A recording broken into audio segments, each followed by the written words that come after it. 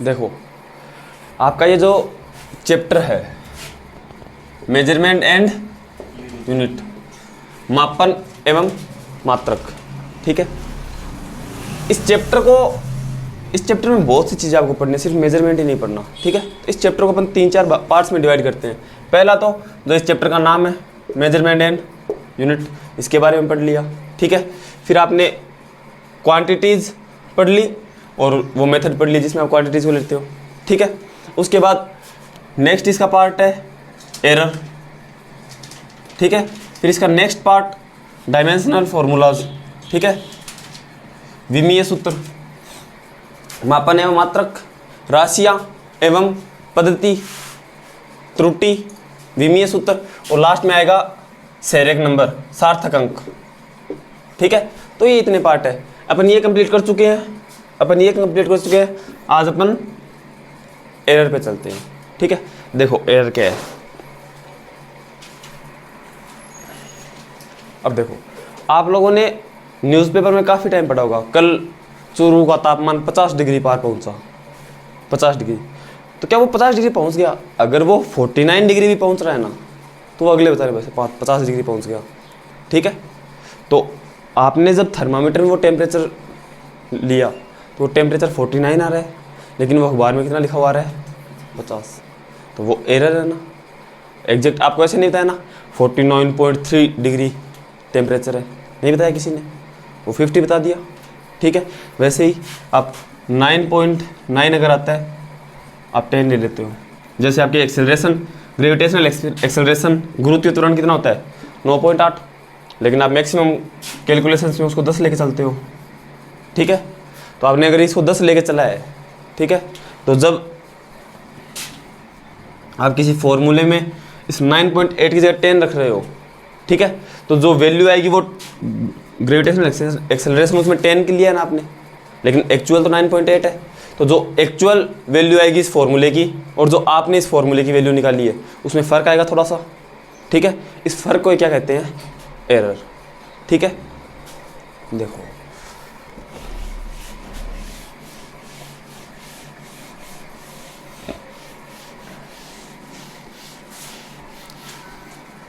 या फिर आप ऐसे देखो, आपको कोई मशीन दी हुई है किसी भी काम को करने के लिए, ठीक है। एक उस काम को आपने खुद किया है, ठीक है। तो मशीन पूरा सिस्टमेटिक है, वो लगभग एक्चुअल वैल्यू निकालेगी, लेकिन आप उतना एक्चुअल वैल्यू नहीं निकाल सकते क्योंकि मशीन है भाई, उसकी एक्यूरेसी बहुत अच्छी होती है, आपकी एक्यूरेसी उतनी अच्छी नहीं है। तो जो आपने वैल्यू निकाली है किसी भी चीज़ की और वही वैल्यू अगर किसी मशीन ने निकाल ली है तो उसमें कुछ तो फ़र्क होगा। उस फ़र्क को हम क्या कहते हैं? एरर, त्रुटि, ठीक है। देखो आप एरर आपके 2 टाइप्स की होती है, एक हो गई सिस्टमेटिक एरर, ठीक है, और एक हो गई रैंडम एरर। अब इन चीज़ों को समझो, सिस्टमेटिक और रैंडम का मतलब क्या है। देखो मानो ये पेपर है एक, ठीक है, इस पेपर को मैंने इस हाइट से नीचे गिराया, ठीक है, तो ये समथिंग टाइम में नीचे पहुंच जाएगा, मान लो x टाइम में ये नीचे पहुंच गया, ठीक है। अब मैंने उसी हाइट से इस पेपर को वापस गिरवाया, लेकिन अब क्या हुआ कि थोड़ी सी हवा चल रही है, तो ये पेपर ऐसे ना जाने की तरह हल्का सा इस तरफ जाएगा, ठीक है। तो एक तो ये लेंथ हो गई, ठीक है, एक ये लेंथ हो गई। ऑब्वियस सी बात है ये वाली लेंथ ज़्यादा है, लेंथ ज़्यादा है तो इसको नीचे इस पॉइंट तक आने में टाइम ही ज़्यादा लगेगा, ठीक है। हल्का सा उस टाइम में फ़र्क आएगा ना, वो फ़र्क किस वजह से आया? वो जो वाइंड इफेक्ट है, जो हवा का जो प्रभाव पड़ रहा है उस वजह से फ़र्क आएगा। तो वो फ़र्क हमारे कंट्रोल में नहीं है ना, वो आएगा। क्या आप उस हवा को रोक सकते हो? नहीं रोक सकते ना। ना आप इसके साथ कुछ छेड़खानी कर सकते हो, ना इस हाइट के साथ कुछ छेड़खानी कर सकते हो, नहीं कर सकते, वो कंट्रोलेबल नहीं है, तो वो एरर आएगी। तो ऐसी एरर जो कंट्रोलेबल ना हो, ठीक है, कंट्रोलेबल ना हो, उसको कौन सी एरर कहते हैं? सिस्टमेटिक एरर, ठीक है। एक आप ये देखो, जैसे इस हाइट से इसके गिरने का जो टाइम है, एक्चुअल टाइम मान लो ये टाइम आना चाहिए, ठीक है। आपने 10 बार इसको गिराया, 10 बार गिराया, हर बार हवा चल रही है। अब ये तो नहीं है ना कि हवा चल रही है और अचानक से 1 सेकंड में हवा रुक गई, कम ज़्यादा हो सकती है, ठीक है। तो कम ज़्यादा होगी तो हो सकता है ये इस लेंथ में थोड़ा सा फर्क आ जाए, ये लेंथ थोड़ी और कम हो जाए, थोड़ी और ज़्यादा हो जाए, लेकिन एरर तो आएगी, छोटी बहुत छोटी एरर तो आएगी। तो वो एरर, मान लो ये इसकी प्लस डायरेक्शन और ये माइनस डायरेक्शन है, अगर पहली बार आपकी एरर इतनी आई है, ठीक है, अगली बार करोगे इतनी आ जाएगी, फिर इतनी, कभी इतनी, कभी इतनी, तो इस बंच में रह गई ना, इस गुच्छे में सारी एरर आएगी ना, वो बंच या तो प्लस साइड में होगा या फिर नेगेटिव साइड में होगा, ठीक है। तो ये एरर हमेशा सेम डायरेक्शन में आती है, ठीक है। अब हो सकता है ये डायरेक्शन पॉजिटिव हो या फिर नेगेटिव डायरेक्शन में है, ठीक है। हो सकता है ये 6 की जगह हर बार 6.1, 6.12, 6.13 ऐसा आता रहे, या फिर हो सकता है 5.9 भी आ जाए, ठीक है। लेकिन अगर एक बार 5.9 आ रहा है तो अगली वैल्यू 6 से कम ही रहेगी, वो 5.98 हो सकती है, 5.96 हो सकती है, लेकिन रहेगी इस साइड सारी, ठीक है, अगर सिस्टमेटिक एरर है। और अगर आपकी एक बार में एरर जो है वो 0.01 सेकेंड की आ गई, तो वो अगली बार एरर 0.02 की आ सकती है, वो इससे पीछे नहीं आएगी वापस, ठीक है। तो ये आपका सिस्टमेटिक एरर, इसको कहते हैं क्रमबद्ध त्रुटि, क्रमबद्ध त्रुटि, ठीक है। अब देखते हैं रैंडम एरर क्या है। ये गलती आप लोग करते हो, ये वाली। जैसे मैंने आपको कोई क्वेश्चन दिया, ठीक है, आपने वो क्वेश्चन करते टाइम जल्दबाजी में कि सर मैं सबसे पहले करके दिखाऊंगी, सर बोलेंगे भाई इसने सानिया ने सबसे पहले कर लिया, ठीक है। तो आप क्या करोगे, जल्दबाजी में माइनस के प्लस लिख दिया, अब वो एरर आ गई, ठीक है। तो ये एरर किसी इंडिविजुअल की है ये ना, ठीक है, जो इस फॉर्मूला को कर रहा है उसकी गलती है ये, हम क्या करें इसमें, ठीक है। या फिर मैंने 7 लिखा हुआ है, ये लाइन थोड़ी छोटी लिख दी, आपने इसको 1 ले लिया, 1 उतार दिया, आपने जो वैल्यू लाए 1 की वजह से लाए हो, ठीक है। लेकिन एक चीज़ देखो, ये जो इंडिविजुअल की जो एरर्स है इसको कम किया जा सकता है। जैसे आपने क्वेश्चन में गलती की, आप उसी क्वेश्चन को वापस करो 4-5 बार करो, तो ये गलती कहीं तो समझ में आएगी, यार ये माइनस ले लिया था पिछली बार प्लस होगा, तो वो समझ में आएगी कहीं ना कहीं। आपने ये 1 से हर बार सेम आ रहा है, मैं कह रहा हूँ हर बार गलत है, अब वापस देखो, अरे यार 7 लिखा हुआ है क्या, तो ये एरर खत्म हो गई ना। तो रैंडम एरर्स को नेगोशिएट किया जा सकता है, ठीक है, इन एरर्स को रोका जा सकता है, ठीक है। एक और इस एरर का एग्जांपल लो, जैसे आपके जो आसपास का फिजिकल इन्वायरमेंट है उसका भी फर्क पड़ेगा। जैसे मेरे पास अभी पढ़ा रहा हूँ मैं, गरम गरम चाय आती है, मैंने सोचा यार ये टॉपिक खत्म हो जाता है, 10 मिनट का है, इस चाय को रख दिया। मान लो जब वो चाय लेके आया तो उसका टेम्परेचर 50 डिग्री सेल्सियस है, 50 डिग्री इज इनफ चाय पीने के लिए, ठीक है, 50 डिग्री है। तो मैंने 10 मिनट में वो क्वेश्चन करवाया, फिर वो चाय पी ली, तो उस चाय का टेम्परेचर मान लो 50 से 35 हो गया, ठीक है। यही एक मैं सर्दियों के टाइम पे पढ़ा रहा हूँ, चाय आई 10 मिनट मैंने यहाँ रखी, तो ये टेम्परेचर 50 से सीधा 15 आ जाएगा। तो ये जो एरर आई है टेम्परेचर में, उस पर हमारा कंट्रोल है। कैसे, ये 35 है, मैंने क्या किया, इसी टाइम पे 10 बार वही चीज़ रिपीट कर ली, ठीक है।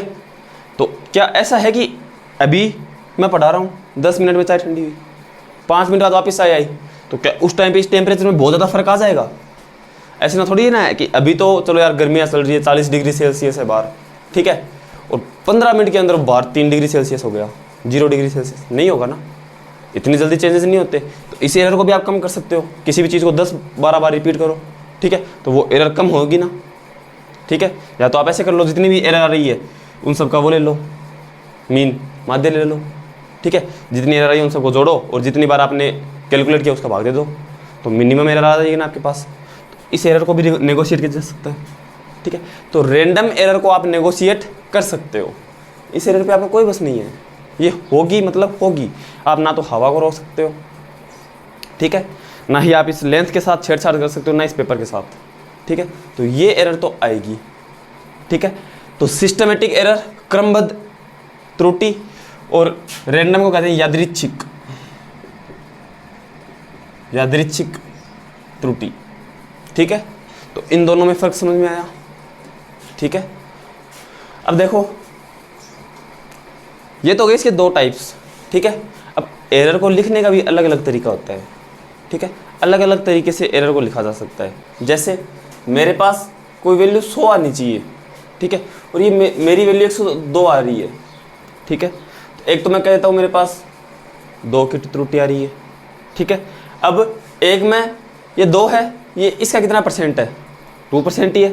एक मैं कह सकता हूँ 2% की त्रुटि आ रही है, ठीक है। एक मैं कह सकता हूँ 2 की त्रुटि आ रही है, टोटल 100 है, ठीक है। तो 0.02 की त्रुटि आ रही है, ठीक है। ये मैंने डायरेक्ट लिखा है, ये मैंने परसेंटेज में लिखा है, ये मैंने फ्रैक्शन में लिखा है, भिन्न में। तो अलग अलग तरीके से लिख सकते हो, ठीक है।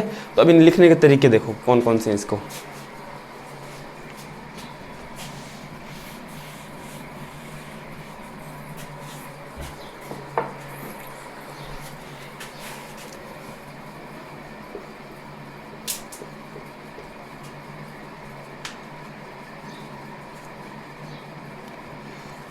पहला है निरपेक्ष त्रुटि, एब्सोल्यूट एरर, ठीक है।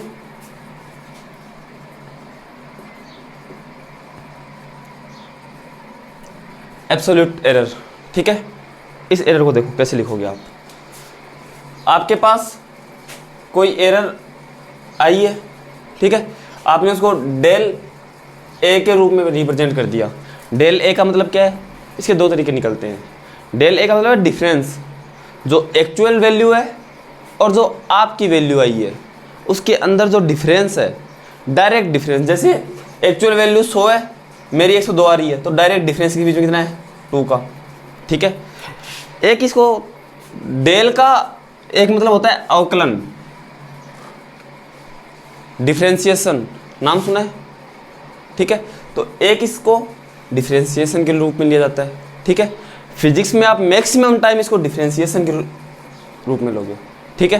तो यहाँ आप इसको देख रहे हो, ये 102 माइनस 100 है, ठीक है। लेकिन ये डायरेक्ट माइनस नहीं है, ये डायरेक्ट इस वजह से है कि आप जब इसका डिफरेंशिएशन करोगे और लिमिट्स लगाओगे तब ये आएगा, ठीक है। ये आपके 12th में आएगा डिफरेंशिएशन। तो अभी इस चीज़ में ज़्यादा नहीं घुसते हैं कि डिफरेंशिएशन क्या है, ठीक है। आप बस इतना रखो कि ये जो डेल ए है ये डिफरेंशिएशन है, अवकलन। जब अपन इसके क्वेश्चंस करेंगे तो क्वेश्चंस में जहाँ ज़्यादा डिफरेंशिएशन काम आएगा मैं बताता रहूँगा आपको। डिफरेंशिएशन के फॉर्मूलेज होते हैं, ठीक है। उन फॉर्मूलाज को आपको इनमें अप्लाई करना पड़ता है, ठीक है। आपको वो फॉर्मूला कभी नहीं पड़े हुए आपके, ठीक है। तो आप उस चीज़ में ज़्यादा मत घुसो, ठीक है। आपके 2-3 क्वेश्चन फिक्स होते हैं कि इसी टाइप के पूछे जाते हैं, उनमें जो फॉर्मूलाज लगते हैं वो मैं आपको बता दूंगा, ठीक है। तो पहला आपका कौन सा हो गया, निरपेक्ष त्रुटि। दूसरा देखो,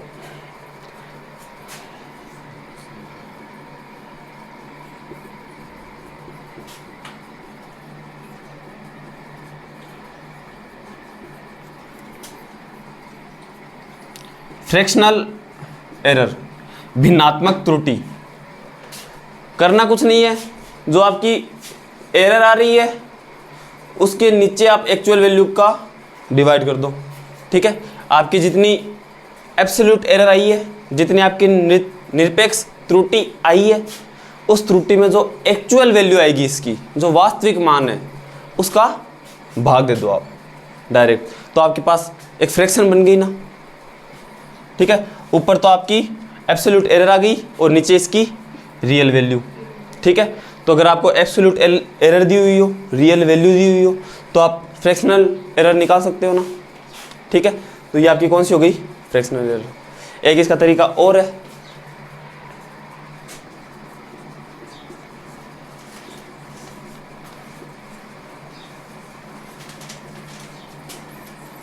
परसेंटेज एरर, ठीक है। कुछ नहीं करना, परसेंटेज में लेना ना, ये जो एरर आई है इसको 100 से मल्टीप्लाई कर दो, ठीक है। ये जो एरर आई है इसको 100 से, ठीक है। तो ये आपका आ जाएगा। एक और तरीका है प्रायोगिक प्रतिशत त्रुटि, एक्सपेरिमेंटल परसेंट एरर। इसमें क्या है कि आपके पास एक तो प्रायोगिक मान होगा, एक प्रमाणिक मान होगा। एक तो आपके पास एक्सपेरिमेंटल वैल्यू होगी, एक आपके पास रियल वैल्यू होगी, ठीक है। आपको करना क्या है,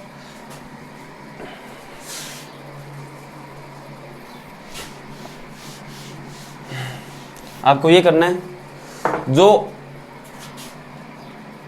प्रमाणिक मान है, ठीक है, जो रियल वैल्यू आपको पता है कि इतनी आनी चाहिए, और जो आपके प्रैक्टिकल में वैल्यू आई है प्रायोगिक, ठीक है, इन दोनों को माइनस करो, ठीक है। इसके नीचे प्रमाणिक मान जो रियल वैल्यू है उससे डिवाइड करो, ठीक है। तो ये आपके पास एरर आ गई फ्रैक्शन में, लेकिन आपको किस में लाना है, परसेंटेज में। सिंपल 100 से मल्टीप्लाई कर दो, ठीक है। आपको अगर एक्सपेरिमेंट दिया है आपको कोई कि एक्सपेरिमेंट करो, ठीक है। एक एक्सपेरिमेंट होता है 12th क्लास में टाइट्रेशन का, आपको मैं मोटा मोटा उसके बारे में बताता हूँ।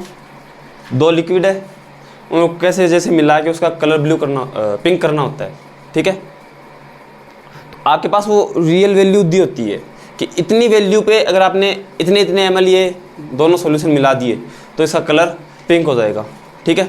लेकिन जब आपने प्रैक्टिकल किया, ठीक है, तो आपने उसमें एक ब्यूरेट होती है, उससे उस लिक्विड को एक एक बूंद डाला जाता है, ठीक है। आपने ब्यूरेट में से एक बूंद अगर एक्स्ट्रा डाल दी तो उस कलर में मेजर डिफरेंस नहीं आएगा, लेकिन आपके उन दोनों सॉल्यूशन की आपने क्वांटिटी तो अलग अलग कर दी ना, है ना।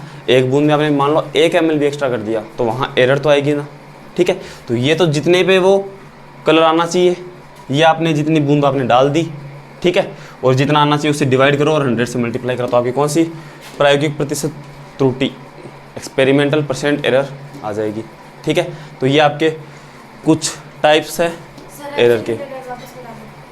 देखो एब्सोल्यूट एरर क्या है कि आपके पास कोई रियल वैल्यू है, ठीक है, एक वैल्यू आपने जब निकाला तब एक वैल्यू आई है, ठीक है। तो उन दोनों के बीच का जो डिफरेंस है, सीधा डिफरेंस जो है उसको क्या कहोगे आप, एब्सोल्यूट एरर। लेकिन वो सीधा डिफरेंस ये नहीं कि आपने माइनस कर दिया, आप उसको लोगे डिफरेंशिएशन में, कि उसके अंदर डिफरेंशिएशन में डिफरेंस वर्ड आ रहा है ना, आपको भी डिफरेंस ही लेना है, ठीक है। तो वही चीज़ है, आप डायरेक्ट उसको ये नहीं कि जितना आपका आया और उससे माइनस कर दिया, नहीं, आपको क्या करना है, उसका डिफरेंशिएशन करके जो आएगी उसमें एरर, वो एरर निकालनी है। और डिफरेंशिएशन कैसे करना है वो आपको न्यूमेरिकल करेंगे भी, उसमें समझना है, क्योंकि अभी तक आप लोगों के लिए डिफरेंशिएशन नहीं आया है, 12th क्लास में है, ठीक है। तो वैसे देखा जाए तो ये वाला जो पार्ट है ये 12th क्लास का होना चाहिए, लेकिन ऐसे थोड़े ना इस एक पार्ट के लिए अलग चैप्टर बना दे, ठीक है। तो ये आपको इसी बार पढ़ाया गया है। इसके जब एग्जाम्पल करोगे न्यूमेरिकल्स तो ये चीज़ समझ में आ जाएगी। एरर को रिप्रेजेंट करने के तरीके समझ में आ गए, ठीक है। एब्सोल्यूट एरर निरपेक्ष त्रुटि डेल ए, भिन्नात्मक त्रुटि fractional error del A upon real value into, अच्छा इंटू इसमें कुछ नहीं करना है, फ्रैक्शन है, सिर्फ परसेंट निकालना है तो इंटू 100 कर दो। एक्सपेरिमेंटल निकालना है तो जो वैल्यू आनी चाहिए जो आपकी एक्सपेरिमेंट में आई है अपॉन जो वैल्यू आनी चाहिए इंटू 100, ठीक है। जहाँ भी परसेंट आए वहाँ 100 से मल्टीप्लाई आपको करना ही पड़ेगा, तभी परसेंटेज निकलेंगे, ठीक है। देखो एरर समझ में आ गई। अब एक न्यूमेरिकल लेते हैं, ठीक है। अच्छा तो एक क्वेश्चन है, एक सर्किल दिया हुआ है, उस सर्किल के आपने रेडियस का मेजरमेंट किया, ठीक है, और उस मेजरमेंट में आपने एक एरर कर दी 3% की, ठीक है। आपने एक सर्किल की जो रेडियस है उसके मेजरमेंट में एरर कर दी कितनी, 3%। तो पहली बात ये परसेंट एरर है, परसेंट एरर का अभी फॉर्मूला बताया था, डेल रेडियस में ही है तो मैं डेल आर लिख दूँ, तो del r upon r into 100 ही होती है ना परसेंट एरर। ये कितनी दी हुई आपको, ठीक है। अब आपको आगे पूछा क्वेश्चन में कि अगर रेडियस में उसने इतनी एरर कर दी तो जब उसने इसका एरिया निकाला, रेडियस में एरर कर दी, एरिया निकालेगा तो एरर में इसमें एरिया में वो रेडियस का यूज़ करेगा, रेडियस में ऑलरेडी एरर है तो वो एरिया में भी कुछ ना कुछ तो एरर आएगी, ठीक है। तो आपको वो डेल ए निकालना है, उसके एरिया में कितनी एरर आती है, ठीक है। देखो तो सबसे पहले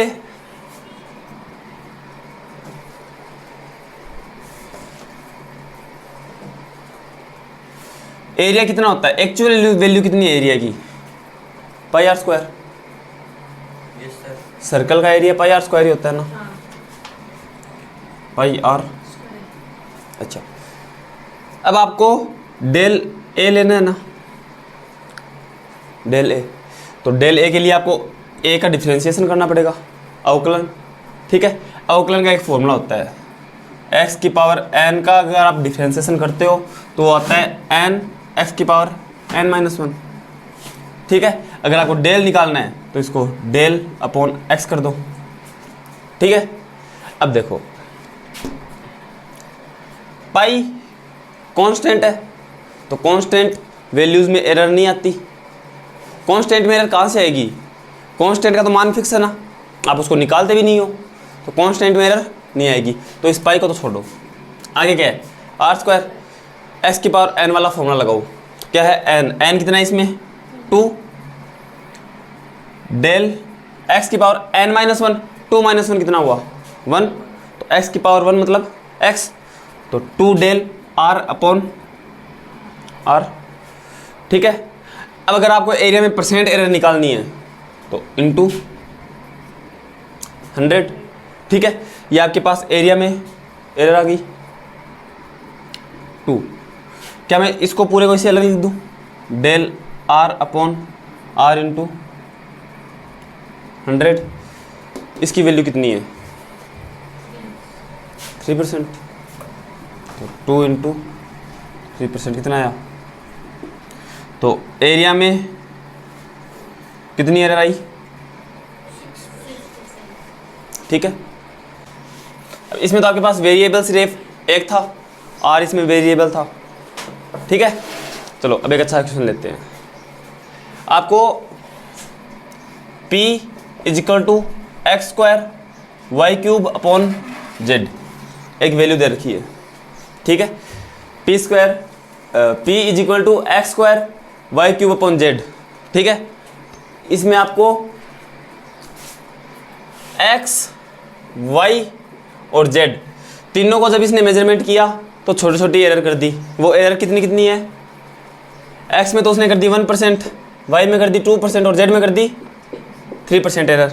ठीक है, परसेंट एरर की है ना, तो अब आपको p में जो परसेंट एरर है वो निकालनी है। तो सिंपल इसको वो फॉर्मूला लगाओगे पीछे वाला, कौन सा फॉर्मूला? x की पावर n वाला। ठीक है, वो फॉर्मूला लगाओ तीनों में, और डेल एक्स अपॉन एक्स को कर देना 1%, डेल वाई अपॉन वाई को कर देना 2%, डेल जेड अपॉन जेड को कर देना 3%। करो देखे क्या हुआ? नहीं होगा सर, ये फॉर्मूला वो थोड़ी लगेगा यहाँ पे। लगेगा वो, देखो मैं लगा के दिखाता हूँ।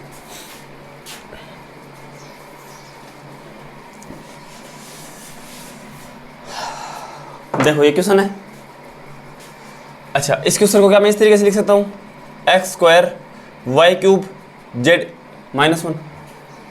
अरे 1 अपॉन एक्स को आप एक्स की पावर -1 लिखते हो ना, ये लिखते हो ना 1 अपॉन एक्स को एक्स की पावर -1, तो मैंने 1 अपॉन जेड को जेड की पावर -1 लिख दिया। ठीक है, अच्छा अब मैं करता हूँ इसका डेल पी निकालता हूँ, del p is equal to, ठीक है, 2 डेल एक्स अपॉन एक्स है समझ में, फिर plus 3 del y upon y. ठीक है, अब इसमें -1 है ना, तो आगे -1 आएगा, तो माइनस डेल 1 की कोई, तो डेल जेड अपॉन जेड। आगे यहाँ तक समझ में? अब देखो आपको परसेंट एरर निकालनी है ना, तो इसका परसेंट ले लो, तो del p upon p into 100, इसको भी पूरे को 100 से मल्टीप्लाई कर दो, 2 del x upon x into 100 plus 3 del y upon y into 100 minus del z upon z into 100। आ गया यहाँ तक समझ में? ठीक है, ये क्या है? एक्स में परसेंट एरर, वाई में परसेंट एरर और जेड में परसेंट एरर दी हुई है आपको, लिख दो। 2 एक्स में परसेंट एरर कितना है? 1%, प्लस 3 वाई में परसेंट एरर है 2%, माइनस 1 और जेड में परसेंट एरर कितना है? 3%, ठीक है। 2 + 6। अच्छा, मैंने एक चीज़ आपको और बताई थी, जब आप ये एरर लेते हो तो इसका मोड लेते हो, बताया था ना। इस वैल्यू को आप कभी नेगेटिव में नहीं लोगे, बताया था ना। तो ये कितना आ गया यहाँ से +3%, ठीक है। 2 + 6 कितना हुआ? 8 + 3। तो आपकी जो पी की जब आप कैलकुलेशन करोगे कितनी एरर आएगी? 11%, ठीक है। ये चीज़ ध्यान रखना, आपको इसका मोड लेना है, ठीक है।